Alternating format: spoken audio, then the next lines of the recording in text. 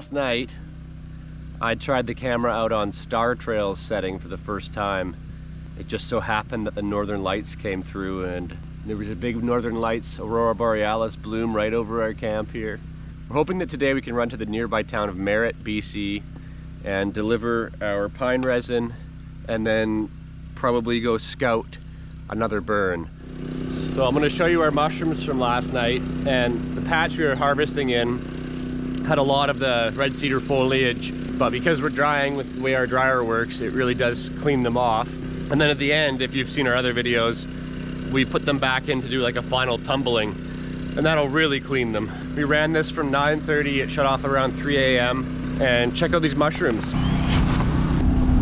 at these beauties. Almost ready to flash. They're close and they look pretty good.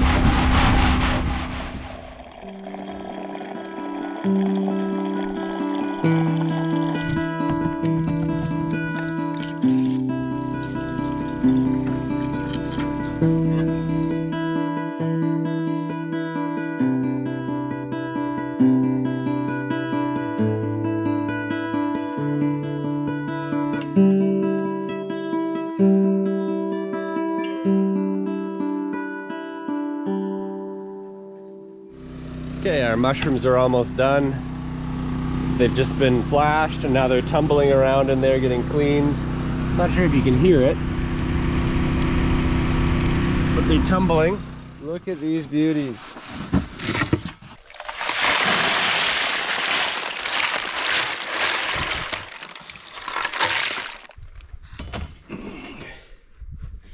$5.28, 2.35. 5.28 plus 2.35, 7.63 ratio. So that was 53.93 pounds, 7.06 to 1. That's awesome. Now we knew the dry ratio wouldn't be quite as good as the last time because we got into some wetter zones with larger mushrooms, and we still got just over 7 to 1. That's really good.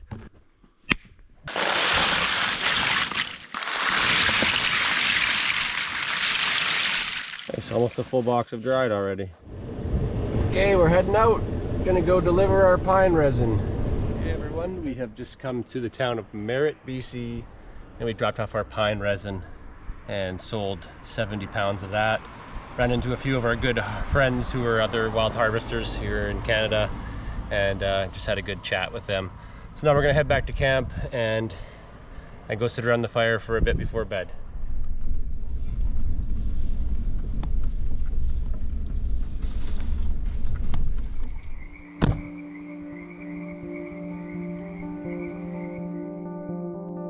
So far, we've had a pretty good early morel season. Although we haven't had any really big harvests yet, the mushroom quality and dry rates have been exceptional, which easily makes up for that. Apart from the business and work side of things, we've really been enjoying our time in the bush here in southern British Columbia. We think that we can get another good harvest from our spots on this fire, but our thoughts are quickly turning to the fires in the north.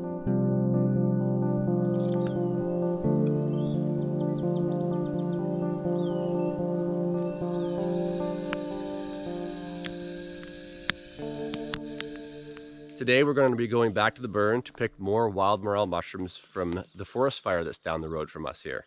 It hasn't rained, so the areas we need to target are the areas that have lots of leaf litter and foliage, dead foliage on the ground to keep that moisture and humidity in the soil.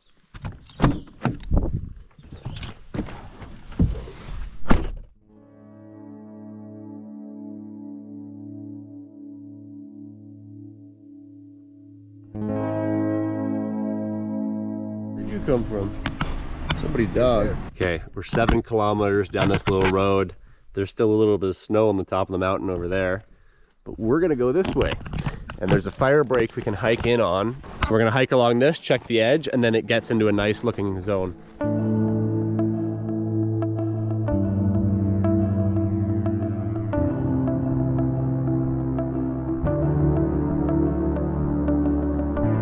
After leaving camp, we realized that it was Saturday, which meant that we had access to a long, narrow mountain road on the far side of the burn, because there wouldn't be any active logging on the weekend. The burn density, tree variety, and the aspect of the hill all look fairly good. We had to pass through around 5 kilometers of green before coming back into the fire, which forced us about 300 meters higher in elevation compared to where our other mushroom patches are currently producing.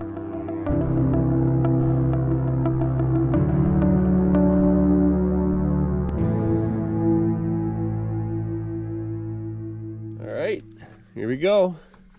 Thank you, forest firefighters, for making this nice trail for us. There's a mushroom right there. Let's see how the quality is. So there's the ground I want to get to over there. It looks pretty good.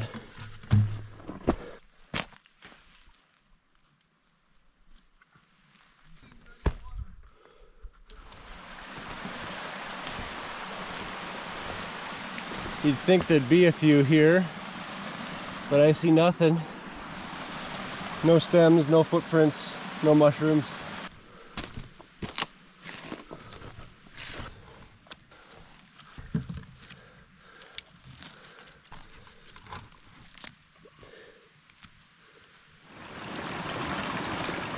It's pretty dry.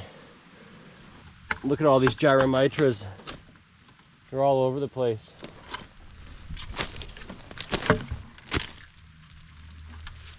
I'm just seeing the odd baby little pins just starting. It might just be too high elevation and hasn't really started yet. We shouldn't focus here right now though. Gotta climb down this. Look at this, you guys. This morel is attached to this burnt piece of wood. It's like growing right on it. It fused right to it. Time for plan B. We didn't waste too much time here and we'll move on. Okay, we're on a different road system. We haven't been on this one yet and it takes us over to an area that we've been scoping out from across the valley. So you see we're in this exposed area, totally dry. So those mushrooms, they're not going to grow any more than that. That's what's going to happen. See, here's another example. Dry. Like this is actually like a fully dried mushroom. This part of the fire has just not been kind to us today so far. This side of the burn, it's too dry and exposed and there isn't enough ground to really hike into anywhere. So we're gonna get out of here and not waste any more time. There's still enough time in the day that we can go scout a different fire. So we're gonna go scout it today while we have time and hopefully that burn looks better. If it doesn't look good and it's really dry, then we're gonna think about heading north soon. There's so many burns in the north and the weather's just starting to go above freezing up there. This is just too rocky, too exposed, too dry. Before we make the decision to move around 1,000 kilometers north in the coming days, we need to have a look at another burn that we're interested in, located a couple hours to the west of our camp.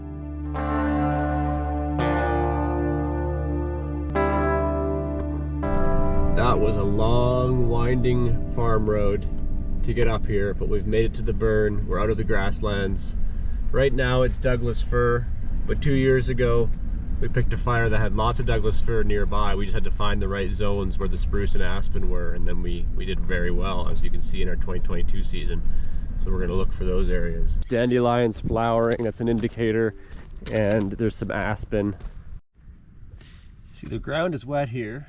We've got a few fire cups, some liverwort, the white needles. Not seeing any mushrooms yet. I'm gonna check the ground up here. Tree species are perfect. All the ingredients are here. See this? How the tree has the bark missing like this? That happens on spruce trees more than anything else. There. And then you'll see the Douglas fir doesn't have that. One on the right is a Doug fir, one on the left is a spruce. You can see the difference. They're the same age as well. So this is a much better tree species for morels usually. It was cold here until recently. Look how small the new green growth is compared to the fire we've been harvesting on. You know, the grass is this tall on the other fire. So I think maybe it just hasn't started here yet. and it's going to any day. Like we might start seeing babies popping up here today. Some fire cups trying here. This hillside's a little dry, but there's a lot of pooling water on this fire. So I think we're just a little early. Look, fire cups just getting going. Small liverwort. Need to get the drone up in the air. Lots of spruce. Yeah, you see, so what I need to do right now is I need to go check that patch right over there. Burnt understory, spruce and aspen. This ground looks remarkably similar to a patch that we harvested in 2022, which produced a massive 4,500 pounds of morel mushrooms. It has a great mix of tree species and, most importantly, a series of small ponds which are saturating the surrounding forest floor with moisture. Notice the white-topped trembling aspen speckled through the spruce and pine. Those will often produce first, but there's one problem. They're mostly white-topped. Their spring foliage is only just getting started, an indicator that these high-elevation flats are probably still too cold at night for morel growth right now. Yeah, there's a lot of fire cups just starting. Me and Randy both think that this is very promising looking, but it's not ready yet. It was 30 degrees down in the valley when we first started coming up. It's maybe 19, 20 up here. So it's probably still going close to freezing at night. So the best thing about this fire, besides the tree variety mix, is that it's up at the top of sort of a plateau. And so the water can't just run off. As you see, there's all these ponds and lakes. Sure. And so ground like this is often less reliant on rain. Oh, that was a long day of driving and scouting, but we're back at camp. The next couple days, we're gonna give this fire we're on one last chance and see how it does, because look at this. Looks like we might get some rain tonight. We did just get word from some people we know that there's morels starting in other areas in the province, and they're large enough to harvest. So we have to decide which way we want to go, because they're starting in a number of different directions from here. I think we're gonna call it a night tonight at around 7:30 p.m. Get up real early tomorrow and give this burn one last good scout, see what the rain does.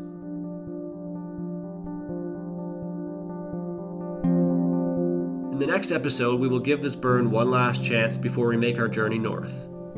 If you enjoyed the video, give it a like and subscribe for more. You can also find our online shop in the description. Thanks for watching, and we'll see you next time.